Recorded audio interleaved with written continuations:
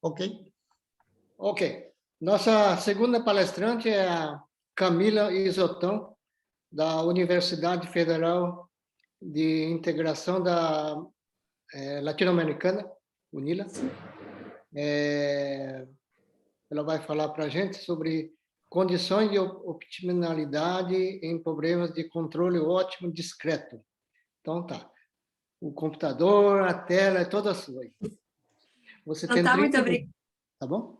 Tá bem, professor, muito obrigada. Obrigada pelo convite. Na verdade, eu venho pelo meu orientador, o professor Marco, né, ele que comentou a respeito desse webinar, né, eu agradeço poder apresentar aqui para vocês. Faz tempo que eu não falo desse assunto, né, então meu nome é Camila, eu estou na UNILA desde janeiro desse ano como professora visitante, pleiteando um concurso ainda, como muitos dos meus colegas aí.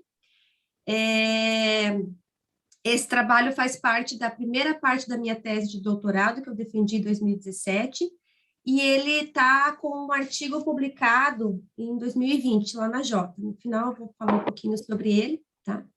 Faz algum tempinho já que eu não falo sobre esses assuntos, né? Por conta do meio acadêmico, a gente acaba se prendendo muito, né, ao trabalho como docente, mas vamos lá, vai até gostoso retomar esse assunto. Só para comentar também, a Ana, que apresentou agora, é minha amiga, minha colega, a gente se conheceu na nossa pós ali em Curitiba, também fiz o mestrado e o doutorado em Curitiba, e o meu sanduíche foi no Chile, né? Daí que vem o professor Marco, que é chileno, está na Universidade de Tarapacá, no Chile. Então, vamos lá. O trabalho, então, tem como tema norteador as condições de otimalidade. Como o tempo é curto, eu optei por apresentar somente a parte das condições necessárias, tá? Então, nós vamos fazer uma motivação inicial, vamos falar um pouquinho do problema de controle ótimo discreto, né, nessa versão de problema discreto. Aí, vou formalizar o problema, vou falar um pouquinho da estrutura do formalismo, de Dubovitz-Miliutin, que é a nossa ferramenta base dentro das condições necessárias, né? E, por fim, então, apresentar o princípio do máximo baseado pelo formalismo. Então, vamos lá. A gente tem um exemplo simples, eu sempre gosto de apresentar esses exemplos quando a gente não sabe se o pessoal tem muito conhecimento a respeito dos problemas de controle. A Ana já fez uma exposição bacana ali também, que já dá uma ideia em que a gente trabalha, que é um pouco parecido, eu, no caso, mais teórico, mas é na mesma linha, né? Então, a gente tem aqui uma fazenda que possui um rebanho de gado, e aí, a cada ano, os animais dessa fazenda são comercializados como carne, e uma parte é reservada para permanecer na fazenda para reprodução. Então, o lucro obtido pela venda é expressado como uma função f de y, né, onde y é a quantidade de gado vendida. A quantidade que permanece na fazenda, então, para essa reprodução, ela vai crescer a uma certa taxa, que a gente chama de A, né, obviamente positiva, no ano seguinte até a próxima comercialização. Então, essa comercialização é feita anualmente. Então, a pergunta é, como que o fazendeiro pode obter um lucro máximo sobre essa venda desses gados ao um período de N anos, né? Se a quantidade mínima comercializada tem que ser igual a um certo constante B, né, a cada ano. Então, aqui a gente tem mais ou menos a ideia de como que é o gráfico dessa função da comercialização, né, que a cada ano tem que ter uma quantidade mínima B, né? E a gente está buscando o máximo aí nesse caso. Bom, X0, então, vai ser a quantidade inicial de gado na fazenda, XI é a quantidade de gado que permanece na fazenda no final de cada respectivo ano I, né? Esse I varia, então, de 1 a N, né? E o I é a quantidade de gado vendida no ano I. Então, antes de comercializar, a gente tem uma quantidade XI menos 1 vezes a taxa de crescimento AI. Desculpa. E permanece no final da fazenda, no ano I mais 1, a quantidade XI, né? Então, nós temos XI é igual a XI menos 1, menos a quantidade que é comercializada. Então, uma equação bem simples aí. Então, o lucro obtido no ano N, ele nada mais é que a soma, né, dos lucros obtidos em cada um dos anos. Então, a variação de 0 até E, né, e das F de UIs, né, que é a quantidade de gado comercializado. Então, o I tem uma restrição de ser maior ou igual que o B, né, que é a quantidade mínima comercializada em cada um dos anos, e o XI mais 1 tem que ser maior ou igual que 0, porque é a quantidade de gado que permanece na fazenda no respectivo ano. Então, para um objeto controlado de maneira discreta, a gente quer encontrar um controle, né, o 0, o N-1, que satisfaça essa condição 3, de tal maneira que a trajetória x0, xn, com condição inicial x0 igual a c, que é a quantidade de gado que eu tenho inicialmente na fazenda, nesse caso do exemplo, nós temos que a relação 4 se cumpra, e além disso, que a soma 2 seja a maior possível, já que a gente está buscando maximizar esse lucro, né? Então, aqui nós temos um exemplo bem simples de como que se comporta esse tipo de problema. Bom, no caso geral, o I, então, cada I é um vetor, né?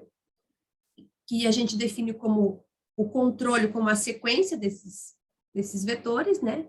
O 0, o N-1 aqui. E, de modo bem similar, os XIs, né? Onde a sequência x0, xn é o que a gente vai denotar como trajetória de movimento do objeto.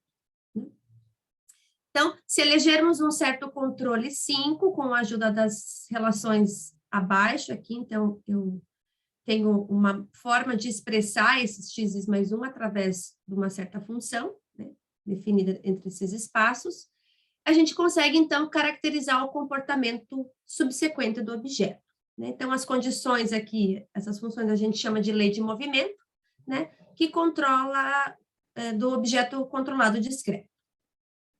A trajetória 6, então, que satisfaz a relação 7, né, os xis aí, é dita correspondente ao estado inicial x0 e ao controle 5, e pertence ao conjunto abaixo. Então, a gente define o conjunto X como sendo esse Rn, n mais 1 aqui, que é a quantidade de nossos intervalos de anos, aí, como se fosse no caso do exemplo. E nós, então, consideramos os controles admissíveis, né, pertencentes a um certo conjunto contido no espaço, né, aí para ir de 1 a n-1, onde o conjunto U, que a gente vai chamar, ele se colapsa no Rm-n também, que é a evolução desse controle para cada UI pertencente a um certo Rn, né? Isso variando em todo o intervalo de interesse aí. Então, nós vamos apresentar um problema de controle discreto para um certo parâmetro controlado discreto U, que pertence àquele conjunto U, que é associado à nossa trajetória correspondente X, né? Então, a gente assume que essas φs são funções especificadas como critérios efetivos, né? Então, ela vai indicar quão favorável ao processo selecionado, 5 e 6, considerando a nossa função aqui, que é dada pelo somatório dessas φs. Então, o problema de controle discreto consiste em escolher para um estado inicial conhecido, um controle admissível, um objeto 7 e 9, que é o estado do controle, de modo que o funcional 11 tenha um valor máximo ou um valor mínimo, dependendo do problema que a gente está resolvendo, né?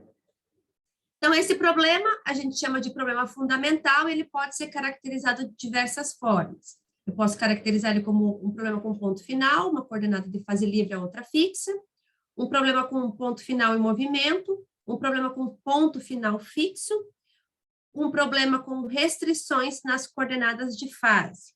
Tá? Então, essa última aqui é a que caracteriza a forma mais geral, que é a que a gente vai trabalhar, e ela tem a característica do problema da fazenda de gado, né? A gente tinha restrições tanto no estado quanto no controle, né? Então, os meus xi mais 1 aí pertencem a um certo conjunto onde MI é um raio zero mais infinito, né? Então, a gente pode ver isso aí.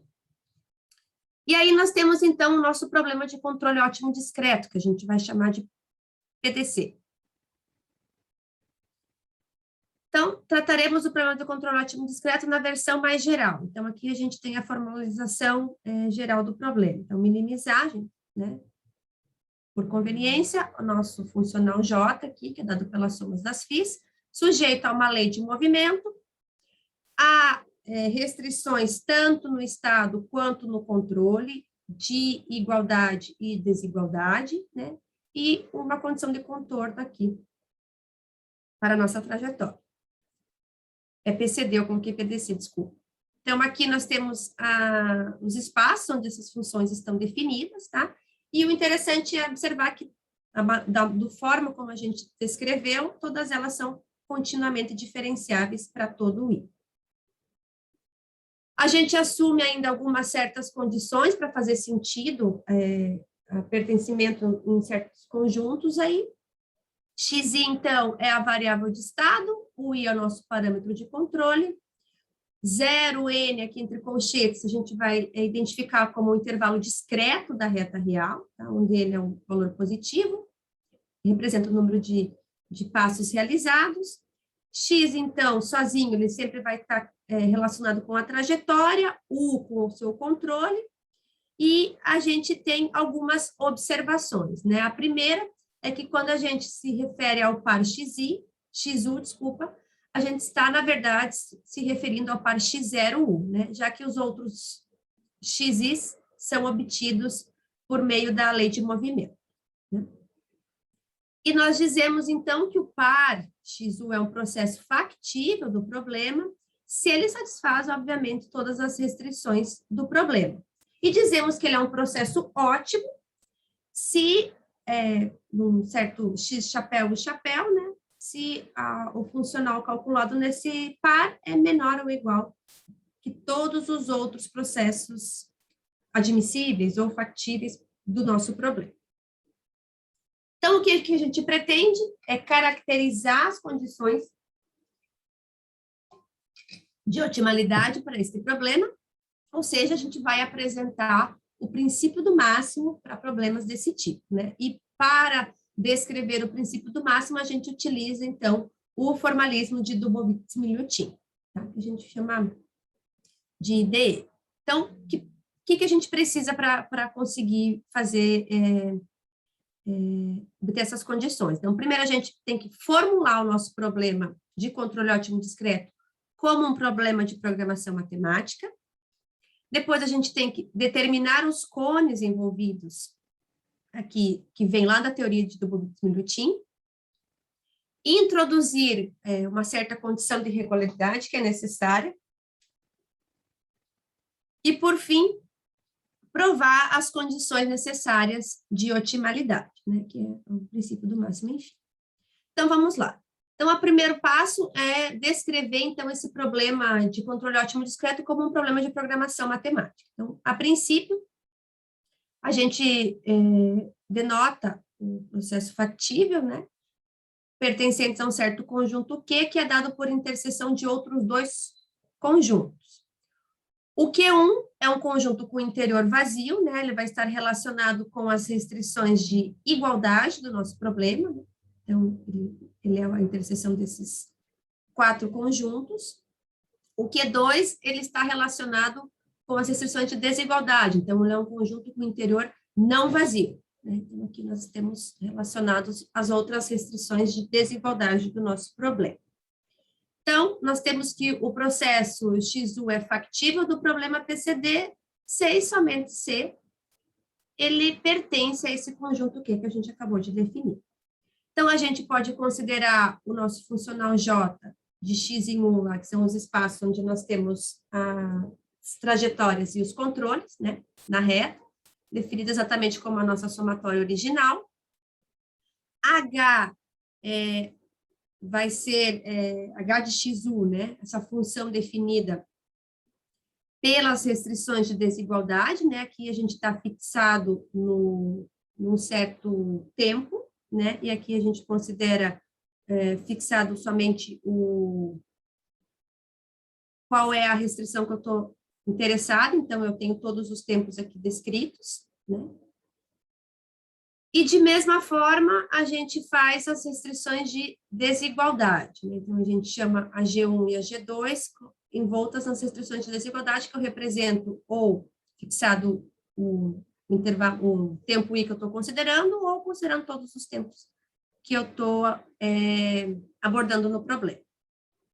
Então, dessa maneira, a gente consegue reescrever o problema como o problema PCD, né, de controle ótimo, como o problema de programação matemática, né, que a gente chamou de POI. Então, é minimizar o funcional, sujeito a uma restrição de igualdade e duas de desigualdade, onde x e u pertencem ao cartesiano x1.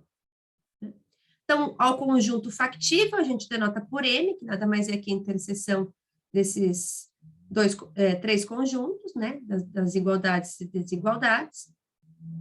E, de acordo com as hipóteses impostas sobre as funções, a gente tem que o funcional e os operadores H, G1 e G2 continuam sendo continuamente diferenciáveis no sentido de Frechet, tá? E aí a gente consegue denotar as derivadas pelos nablas aí de cada um das componentes desses operadores. Bom, com isso, então, a gente parte para a construção dos cones, tá? Então, a gente recorda o teorema do formalismo, ou apresenta para quem não conhece essa teoria, tá? Então, o teorema de Dubovitz-Milutin, ele diz o seguinte: então, a gente assume que o nosso par, o nosso processo aqui, x1, pertence ao certo conjunto Q, né? Ele é uma solução ótima do nosso problema de programação matemática. E aí nós temos C0, o cone da direção de descida, relacionado ao funcional J, CI, os cones das direções factíveis, relacionados às restrições QI de desigualdades, né, de interior não vazio, e a CK, que é o cone das direções tangentes, ao conjunto QK mais 1, que está relacionado com as restrições de igualdade no nosso conjunto de interior vazio. Todos eles calculados no ponto, ou no nosso processo aí, x1, né? Então, a gente assume que esses cones são convexos, então vão existir funcionais lineares nos seus duais, então, além da gente construir os cones, o que mais nos interessa é como são a cara dos duais desses cones, né? É as caras dos duais desses cones que vai nos proporcionar, descrever o princípio do máximo, tá? Isso para ir de 0 a k mais 1, não todos identicamente nulos, os quais vão satisfazer a equação de Euler-Lagrange, né? Ou seja, a soma dos funcionais aí vai ser igual a 0, né? Que é o nosso objetivo final. Então, nosso objetivo, então, é utilizar esse resultado para construir o princípio do máximo. Algumas observações com relação ao teorema de Dubovitz-Milutin. Então, uma condição suficiente que assegura que o funcional relacionado ao função objetivo, que seria o nosso F0, né, não seja nulo, é que exista pelo menos uma direção factível e uma direção tangente, ou seja, que a interseção dos cones CI para ir de 1 a K seja não vazia, né?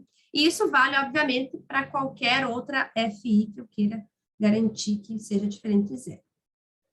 A condição de que a interseção de todos os cones é vazia é uma condição necessária para que o ponto chegue a ser uma solução ótima, aí local ou global, né, do nosso funcional, e é uma condição necessária e suficiente para obter as equações de Euler-Lagrange, né, equação de Euler-Lagrange. Com isso, o que a gente conclui, então?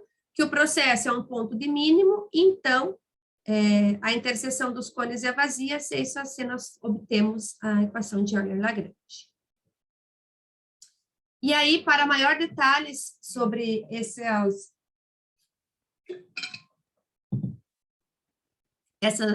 observações, você pode ver lá no livro do Girsanov, que está na referência nos slides. Então, agora a gente passa à construção dos cones para o nosso problema. Assumimos que o gradiente aqui do funcional J é diferente de 0, e aí a gente usa um resultado lá do Girsanov, de modo que eu consigo, com essa hipótese, considerar o cone das direções de descida através desse cone aqui, né? Então, eu consigo explicitar de forma bem natural a forma ou a cara desse cone de direções de descida. E aí, se o cone tem essa cara, também lá pela teoria, a gente sabe que o dual ele é dado dessa forma aqui, né? Então, aqui a gente explicita ele através dos componentes aí do nosso funcional, tá?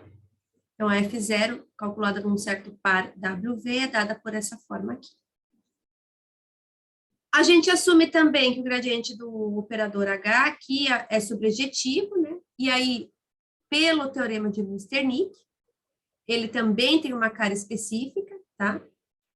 Como o operador é diferenciável e a derivada é um operador sobrejetivo, né? Então, o gradiente aqui, de acordo com o lema da Kovalevska, a gente consegue interpretar que o dual desse cone, né, dessa restrição Q1, ele é dado por essa interseção desses cones tangentes para cada K, né, para cada um dos conjuntos que eu tinha lá descrito para os Hs, que era o H1, H2, H3, H4, e aí essa interseção, ela se colapsa, na verdade, na soma dos duais de cada um dos conjuntos. E aí fica fácil identificar, né, a cara desse cone dual, e nós temos eles descritos aqui, né, o primeiro é esse aqui, e assim, se F pertence ao cone Q1, nós temos que o dual, ele tem essa carinha aqui explicitada mais pelos seus componentes, né, os derivados aqui e tal. E isso vale para todos os demais, operadores, né, restritos a cada uma dos conjuntinhos lá, Q1, 2, Q1, 3, Q1, 4. Então, a gente consegue exibir todos os duais de uma maneira bem explícita. E, por fim, então, a gente determina os cones, as direções factíveis, né? Então, a gente assume que o par é um processo não estacionário, das nossas funções G e sigma, né? Onde os gradientes também são diferentes de zero. Então, eu consigo descrever os cones factíveis, tá? Como sendo as interseções de cada um desses conjuntos, né? Para cada I, né? Onde cada cone FI, ele é dado pelos gradientes dessa forma aqui, produto escalar com os WIs, né? Estritamente menor que zero, esse para G e essa para sig. E aqui é os nossos conjuntos de restrições ativas, tá? Que a gente descreve ele de acordo com o nosso problema. Então, o cone dual, ele também é dado pela soma, né, desses cones factíveis, onde os Is estão nesses conjuntos de restrições ativas, tá? E aqui está a cara de cada um dos cones duais, tá? Então, se o funcional F2 barra pertence a esse cone dual, então ele é descrito dessa forma, tá? E de modo similar, a gente determina o cone factível para a outra restrição de desigualdade, né? E aí eu tenho o que a gente chamou de F2 chapéu. Então, a gente consegue, a partir disso, descrever lá no princípio do máximo como que vão ser os nossos multiplicadores. Só que antes a gente precisa garantir uma certa condição de regularidade, que é o que é dado aqui nessa definição. Então, nós dizemos que o par é um processo regular de um certo conjunto factível Q do problema, se o cone tangente das restrições de igualdade é determinado pelas aproximações lineares descritas abaixo, tá? E, além disso, existe um par aqui WV no nosso domínio, de modo que as relações abaixo também são identificadas, né? Onde o I1 e I2 são os nossos respectivos conjuntos de restrições ativas, né? Então, se satisfaz isso, E devido ao teorema de Lusternik, a gente tem uma condição suficiente para assegurar essa descrição, tá?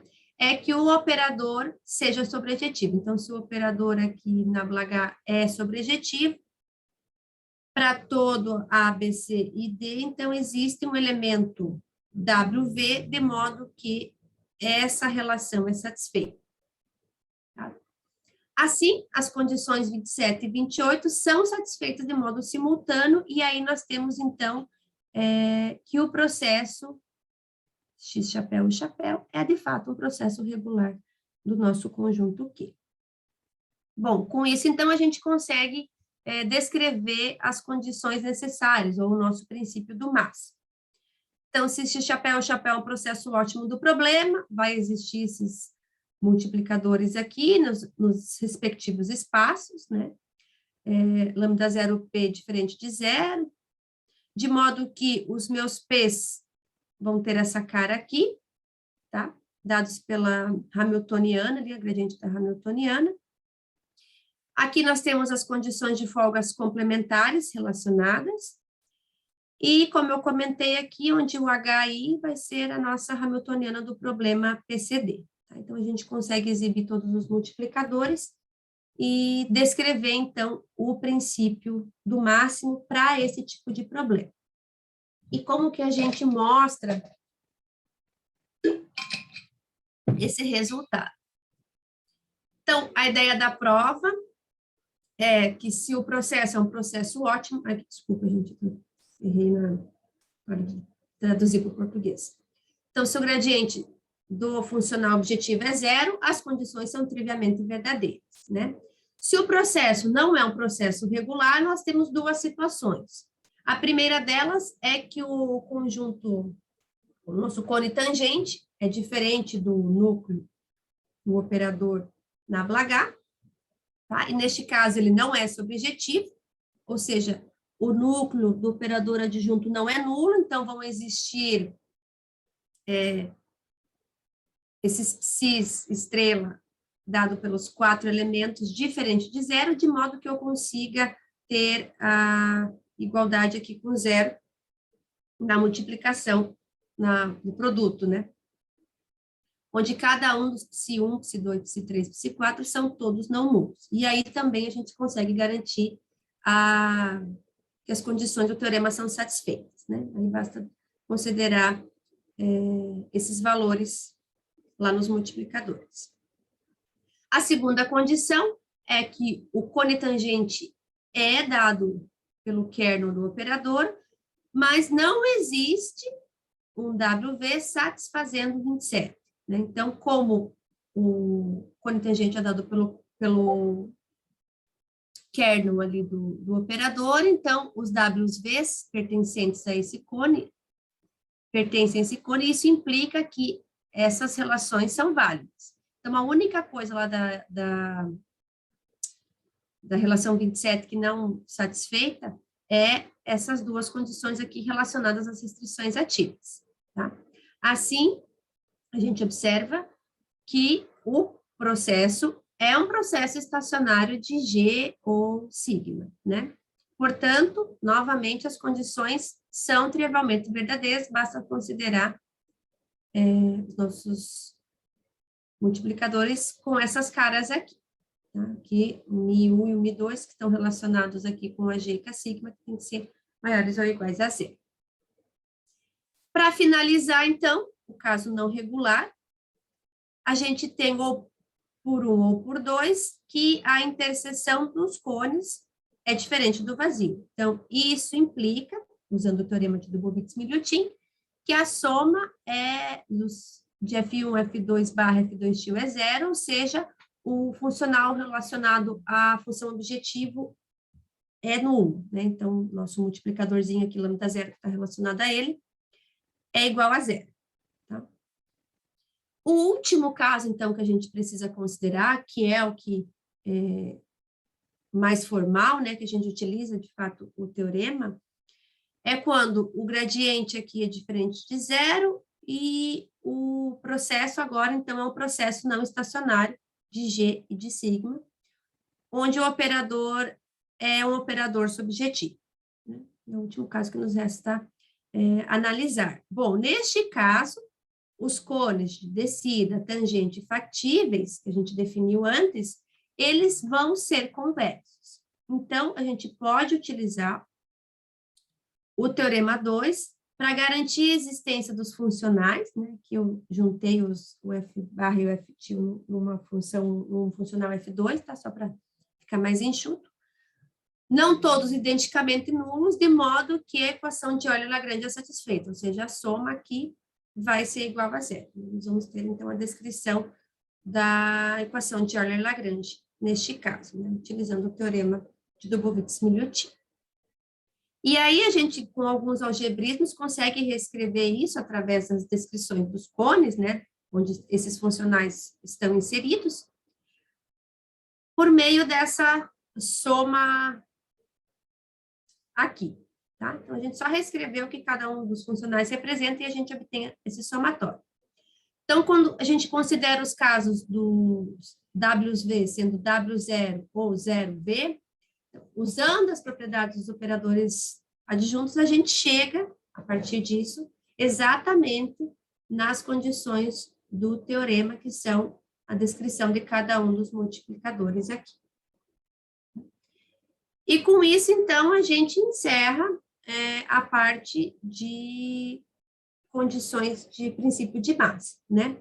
Então, o que a gente tem que notar é que se x chapéu não é um processo regular, como a gente viu num dos casos, então a gente não consegue assegurar que o multiplicador associado ao funcional objetivo não seja nulo, né? Então, a gente tem uma última definição que diz que o processo factível é um extremal regular, se satisfaz as condições do teorema do princípio do máximo, com o lambda zero sendo igual a 1, né? Camila, E daí, tem mais 1 minuto. Sim, já estou terminando.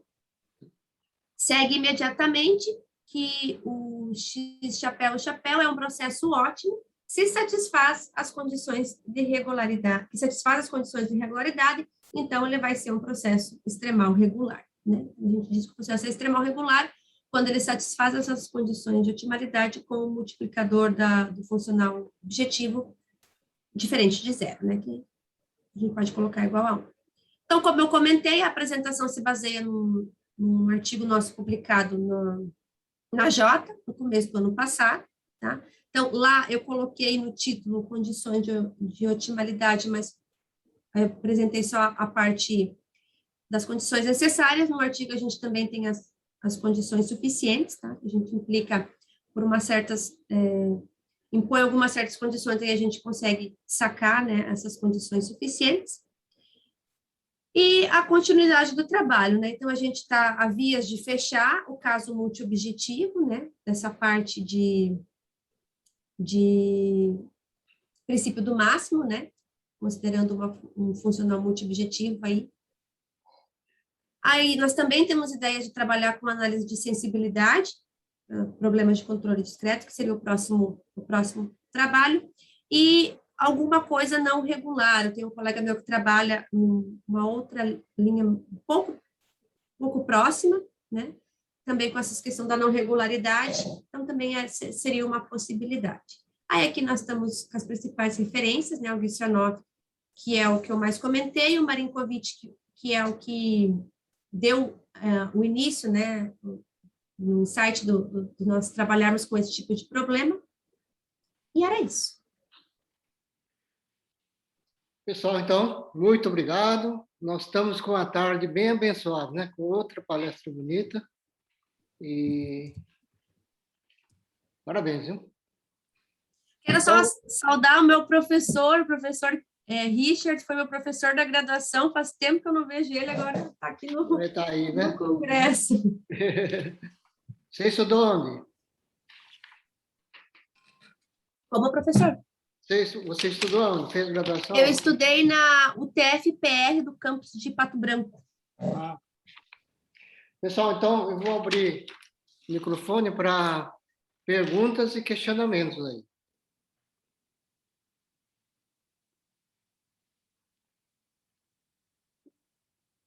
Você tem, acho que não tem ninguém até agora, mas ó, você tem alguma, você, você faz algum experimento para isso aqui, esse tipo de problema seu ou não? De problema? Não. A gente, inclusive, esse é uma coisa que a gente tem que pensar, né? A gente tem alguns exemplinhos teóricos, né? Simples, mas algo prático mesmo nesse sentido, a gente ainda Não fez. não pensou. Tá. Vamos lá, pessoal. Obrigada, gente. Ó, é, você ataca.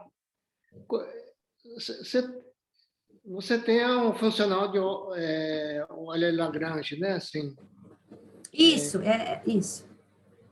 e você acha. No fundo, tem que achar o ponto crítico, né? Sim, né? Isso, é basicamente isso, né? A gente busca os funcionais aqui para encontrar os pontos críticos, né? Por isso que você divide em cones O cones. tangentes e factíveis, né? Assim, Isso. então, E o a de gente... descida que é relacionado com o funcional objetivo, né? Na verdade, Hum, esse trabalho é um trabalho bem teórico, né? Ele não tem muita... Quer Trabalhei dizer, muito na minha tese com essa parte mais teórica dos problemas. pelo que entendi, você pega, você define esses cones, e mais vendo que você tenta selecionar, né? Mas eu não, quem são os caras que estão nesses cones para fazer a Isso. interseção, né? A dificuldade maior do problema é porque, assim, o formalismo que a gente utiliza, o formalismo de Dubovitz-Milutin, que é o teorema ali que eu apresentei, lógico, eu coloquei o teorema principal só para dar ideia, né?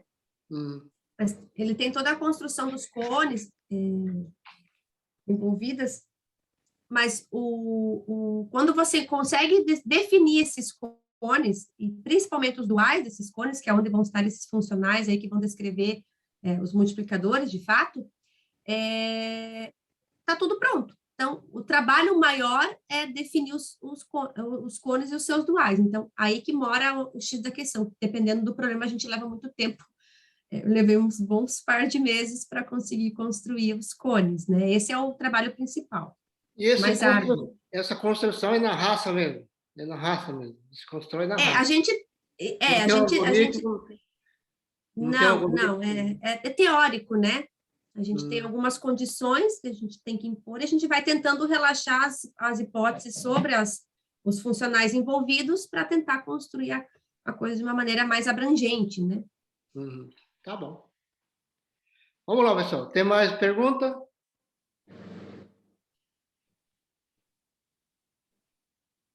Perguntas? Não, acho que Não?